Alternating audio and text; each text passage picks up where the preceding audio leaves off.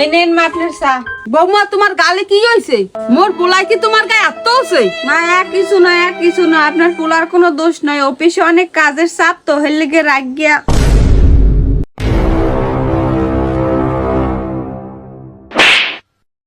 তোর এত বড় সাহস হয়েছে কেমন দ্বারা যে তুই ঘরের বউর গায়ে আত্ম হচ্ছ? তোরে মুই এই শিক্ষা দিছি?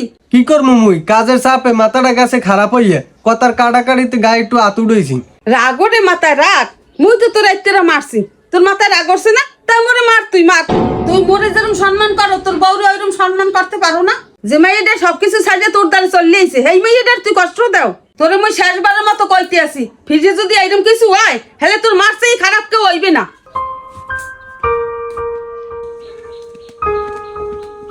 বৌমা তুমি আমারে ক্ষমা করে দিও, এরপর ওই তার এরম হইবে না। আরে না না মা, এক সংসারে থাকতে গেলে এরকম একটু হইবি।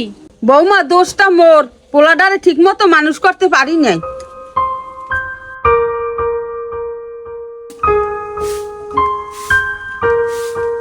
এ হনো খারাও।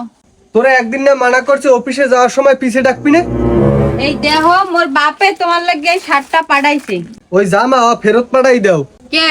কারণ তোর বাপের না এই ফুটপাতের জামা এমই পরি না। তুমি এমন করো না, বাবা অনেক শখ করে তোমার লাগে জামাটা পাঠাইছে। অন্তত মোর কথা ভাববে এই জামাটা তুমি পরো, মুই অনেক খুশি হমু। ভালোবাসা ভালোবাসা মানে তো ফুটপাতের জামা কাপড় দেওয়া। কোনোদিন ভালো জামা কাপড় দেছে?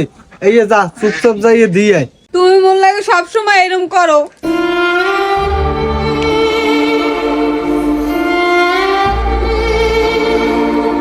মা আপনার পোলারে মোর বাপে এই শার্টটা দেছেলে, আপনার পোলায় মোর অনেক অপমান করে কথা শুনাইছে।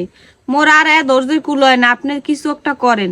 বৌমা মোর পোলায় অনেকবার বাড়িয়ে গেছে, ওরে একটা উচিত শিক্ষা দিমু। তুমি আও মোর লাগে ঘরে আও।